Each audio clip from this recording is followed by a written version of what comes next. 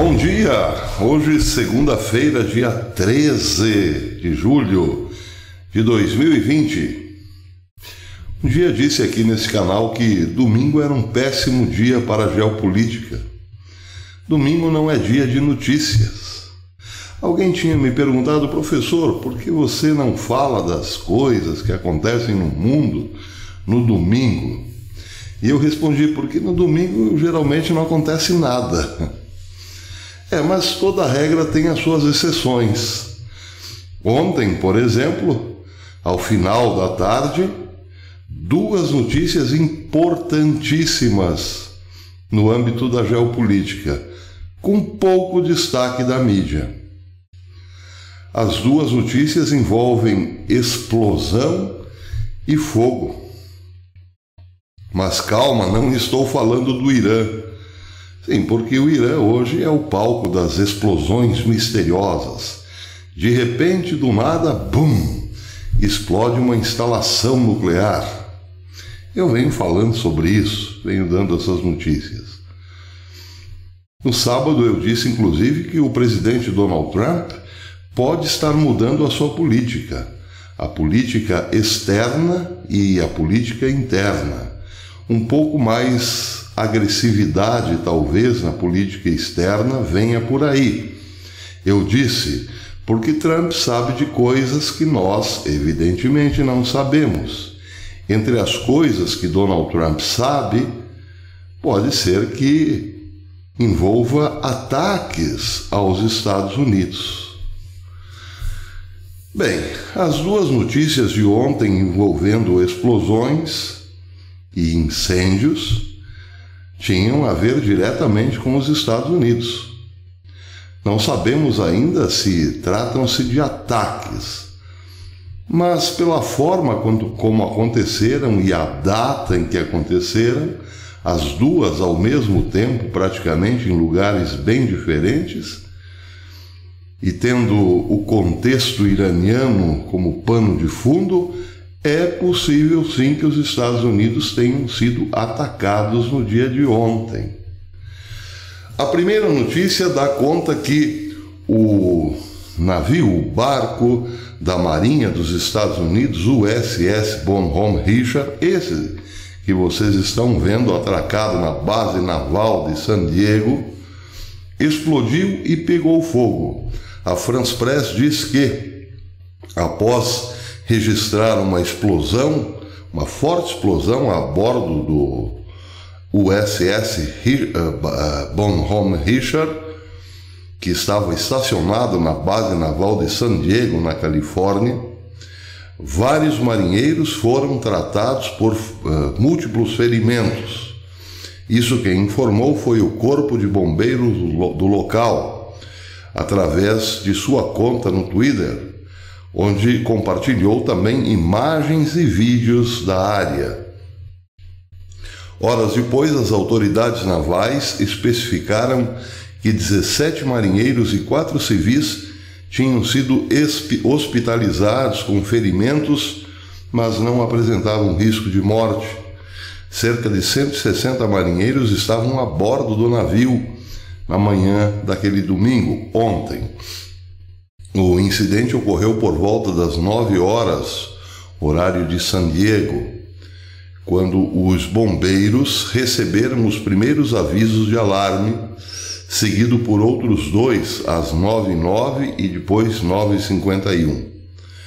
Múltiplas unidades de fogo dos bombeiros de San Diego foram para o local para atender e o acidente e apagar as chamas, acrescentou o Corpo de Bombeiros.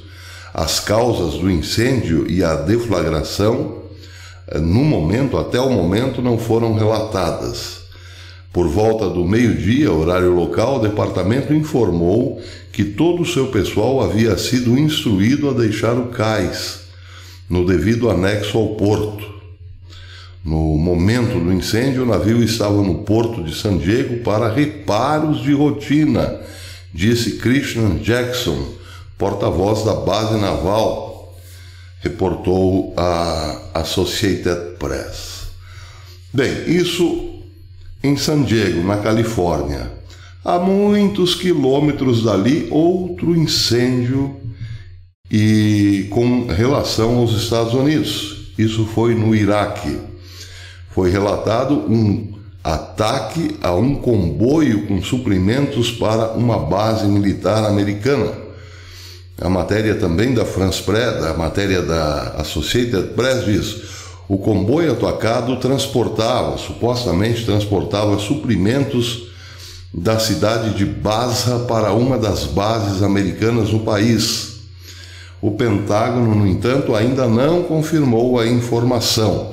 Essas imagens que vocês estão vendo são referentes ao incêndio a este comboio americano. Chegaram do Iraque relatórios não confirmados sobre um ataque a um comboio de suprimentos que supostamente foi dirigido para uma das bases americanas, dirigia-se para uma das bases americanas, e que é operada também por iraquianos. Tanto o comboio como a base estão evidentemente no Iraque, estavam dentro do Iraque, portanto com participação de iraquianos. O ataque ocorreu no sábado à noite, na rota que liga as cidades de Samava e Divania, no sul do país. É relatado que o comboio transportava equipamentos e veículos militares também para a base.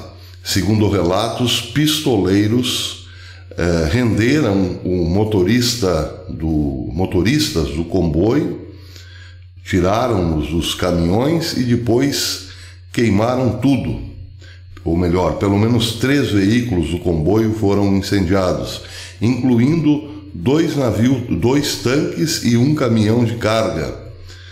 Os vídeos e fotos foram transmitidos nas redes desde o local.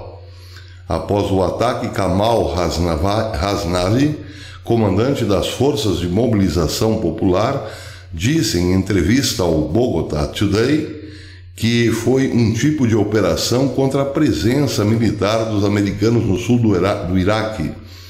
E isso continuará. Alertou que não há nada que o governo iraquiano possa fazer para conter as facções da resistência. Essas facções da resistência são grupos pró-iranianos, apoiados, evidentemente, pelo Irã, com dinheiro e equipamentos. O Pentágono, por sua vez, diz a France Associated Press, disse em um comunicado ao canal Al-Ruha que não tem conhecimento de nenhum ataque que atingira seus interesses no Iraque, particularmente na área de Divania. Bem, aqui ainda é preciso esperar as devidas confirmações, mas como bem sabemos, na guerra as informações são confusas, para dizer o mínimo. E pode ser sim que se trate de guerra, trate-se de respostas iranianas às explosões estranhas, às misteriosas explosões que o país dos ayatolás vem recebendo. É muito possível. Aí você pergunta, mas como um barco da Marinha Americana pode explodir e depois incendiar quando está estacionado num porto de uma base naval dentro de uma cidade americana, San Diego, Califórnia? Bem, aí é preciso lembrarmos que o melhor presidente que o Irã já teve, Barack Hussein Obama, é responsável por uma entrada em grande escala de muçulmanos dentro das Forças Armadas dos Estados Unidos. Houve um grande relaxamento em relação aos muçulmanos. Digo grande relaxamento porque os Estados Unidos, como tinham problemas no Oriente Médio, desde a Primeira Guerra do Golfo, tinha sim certas restrições ao ingresso de muçulmanos nas Forças Armadas. Com a chegada de Barack Obama ao Washington, ao poder, houve um grande relaxamento, não só em relação a muçulmanos, mas o exército americano passou a ter uma grande ala de soldados internacionais. Aliás, isso nunca foi novidade nos Estados Unidos, mas a era Obama se caracterizou por isso. Grandes companhias, todas muçulmanas, faziam parte ou fazem parte ainda das Forças Armadas norte-americanas. E daí até pensar que pode ser que sim, existam alguns infiltrados lá, não custa muito. Bem, vamos fazer aqui uma pequena baldeação para outra notícia importante do dia. Baldeação realizada com sucesso. A outra notícia importante, que deve ter algum destaque na geopolítica, é o fato de 800 mil israelenses, 800 mil, quase 1 milhão de israelenses estão hoje desempregados. Israel é um país pequeno, uma população grande. E num país pequeno, 800 mil desempregados não é pouca coisa. E tudo isso graças ao quê? Ao mau planejamento dos economistas israelenses, ao péssimo gabinete de Benjamin Netanyahu junto com Benny Gantz? Não. Isso graças à pandemia, aos lockdowns, aos fechamentos, aos fique em casa. Israel é uma economia fortíssima, uma das mais fortes do mundo. No entanto, não obstante, nem mesmo Israel consegue segurar uma onda tão prolongada de fechamentos, de lockdowns. O primeiro-ministro Benjamin Netanyahu foi obrigado a divulgar um plano econômico de emergência nesse fim de semana. E analistas econômicos já dizem que é um plano insuficiente para lidar com o tamanho da crise. Agora, vejam, se Israel, que tem uma economia forte, uma base econômica fortíssima, é um dos países de ponta em tecnologia, pesquisas médicas, militares, sofre economicamente depois de vários meses de lockdowns, vários meses de pandemia. Imaginem países não tão fortes quanto Israel, não tão solidificados nesses âmbitos que eu citei, países que são basicamente fornecedores de alimentos para o mundo e nada mais do que isso. Já imaginaram? Pois é, agora imaginem outro fenômeno. Daqui a pouco todos os países do Ocidente estarão quebrados. Nós estamos falando aqui de um país fortíssimo. Daqui a pouco outros países fortíssimos também irão pelo mesmo caminho.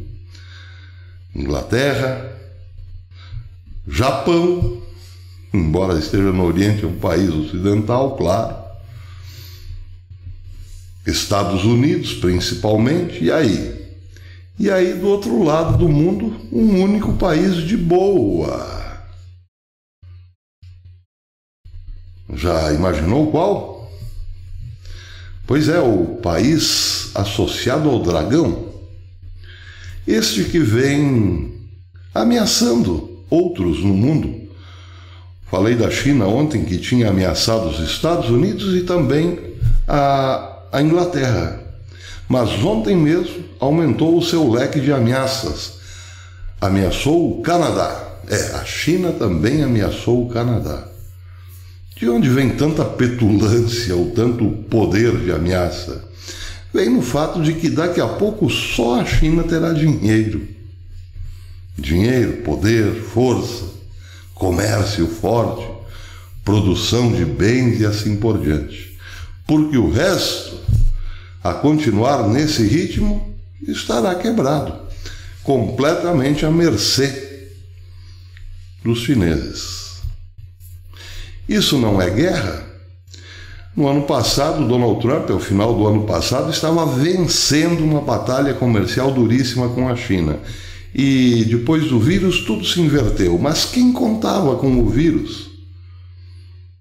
poucos países ocidentais se deram conta que um vírus poderia ser usado como um ataque para destruir aquela nação que estava vencendo a guerra comercial e impondo fortes restrições à China em âmbito mundial, fazendo com que a China se adequasse às normas internacionais, às leis internacionais do comércio e do trabalho. E, de repente, tudo mudou. E agora esses ataques no Irã, nos Estados Unidos, no Iraque, ataques que podem sim levar grandes prejuízos sem serem de fora, ataques internos, como características, não é?